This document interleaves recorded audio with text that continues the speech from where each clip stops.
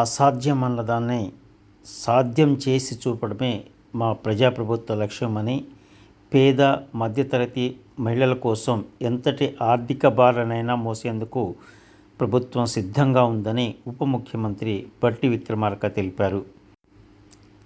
Madhira municipality పరిధిలోని మహిళా సంఘాలకు వడ్డీ లేని రుణాల చెక్కులను బట్టి పంపిణీ చేశారు. ఈ సందర్భంగా ఏర్పాటు చేసిన సభలో బట్టి ప్రసంగించారు. ఇప్పటికే 20,000 కోట్ల వడ్డీ లేని రుణాలకు సంబంధించి డబ్బులను రాష్ట్ర ప్రభుత్వం బ్యాంకులకు చెల్లించిందని తెలిపారు. మహిళల అభివృద్ధి కోసం వడ్డీ లేని రుణాలు పంపిణీ చేస్తామని మేము ప్రకటిస్తే అంతా నవ్వారని, కానీ మేము మొదటి సంవత్సరంలోనే 26,000 కోట్ల వడ్డీ లేని రుణాలు పంపిణీ చేశామని ఆయన గుర్తు చేశారు.